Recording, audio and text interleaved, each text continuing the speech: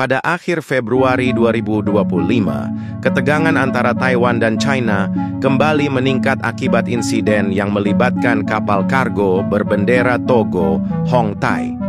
Kapal ini yang diawaki oleh 8 warga negara Cina diduga terlibat dalam pemutusan kabel komunikasi bawah laut yang menghubungkan Taiwan dengan Kepulauan Penghu. Kabel bawah laut ini merupakan infrastruktur vital yang memastikan kelancaran komunikasi dan konektivitas internet antara pulau utama Taiwan dan wilayah sekitarnya. Otoritas Taiwan menahan Hong Tai setelah mendeteksi aktivitas mencurigakan di sekitar lokasi kerusakan kabel. Kapal tersebut diduga beroperasi dengan identitas palsu dan terdaftar atas nama perusahaan Dongguan Jinlong Shipping Co. yang berbasis di Hong Kong. Penahanan ini menimbulkan spekulasi bahwa insiden tersebut merupakan bagian dari taktik Grey Zone yang sering dikaitkan dengan China. Taktik ini melibatkan serangkaian tindakan non-militer yang bertujuan mengganggu stabilitas dan keamanan Taiwan tanpa memicu konfrontasi langsung. Pemerintah China melalui Kementerian Luar Negerinya membantah tuduhan tersebut dan menyatakan tidak memiliki informasi mengenai insiden yang dimaksud. Beijing juga menuduh Taiwan mempolitisasi insiden ini sebelum fakta-fakta jelas terungkap. Menurut China, kerusakan kabel bawah laut adalah insiden maritim yang umum terjadi secara global dengan lebih dari 100 kasus per tahun dan meminta Taiwan untuk tidak membuat spekulasi tanpa bukti konkret. Insiden pemutusan kabel bawah laut bukanlah hal baru dalam konteks hubungan Taiwan-China. Pada tahun 2023, 2 kabel internet bawah laut yang menghubungkan Pulau Matsu dengan pulau utama Taiwan mengalami kerusakan. Otoritas Taiwan saat itu menuding 2 kapal Cina sebagai pelaku, meskipun insiden tersebut akhirnya dinyatakan tidak disengaja. Kejadian serupa juga dilaporkan pada awal tahun 2025 ketika kapal kargo Shunxin 39 yang berhubungan dengan China dicurigai terlibat dalam kerusakan kabel internet bawah laut di lepas pantai utara Taiwan.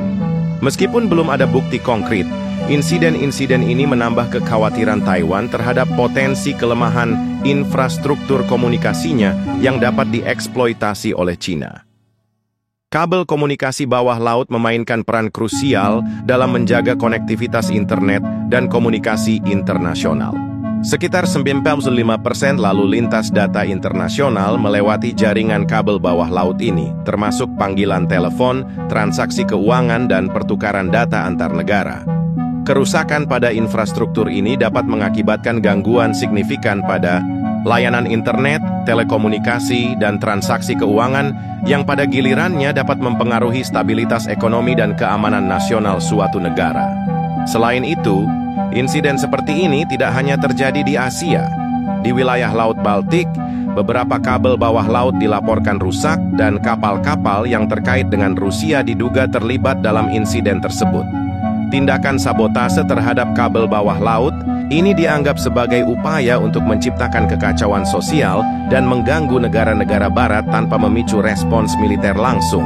Oleh karena itu, penting bagi negara-negara untuk meningkatkan ketahanan infrastruktur kabel bawah laut mereka melalui penyederhanaan proses perizinan, memastikan kemampuan perbaikan yang cepat, dan meningkatkan patroli angkatan laut di area-area yang rentan.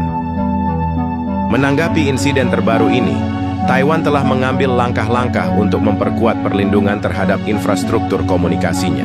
Pemerintah Taiwan memberlakukan hukuman yang lebih berat bagi pihak-pihak yang merusak kabel bawah laut dan meningkatkan fasilitas internet berbasis gelombang mikro sebagai cadangan.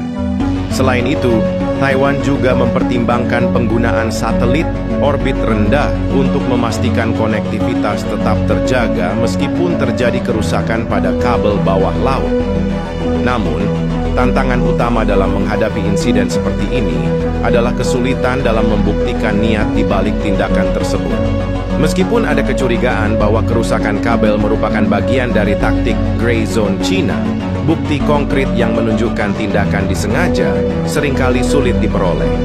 Hal ini membuat penegakan hukum dan upaya diplomatik menjadi lebih kompleks. Selain itu, Insiden ini juga menyoroti pentingnya kerjasama internasional dalam melindungi infrastruktur komunikasi global. Negara-negara di seluruh dunia perlu bekerja sama untuk mengembangkan standar keamanan, berbagi informasi intelijen, dan meningkatkan kapasitas respons terhadap insiden yang mengancam stabilitas jaringan komunikasi internasional.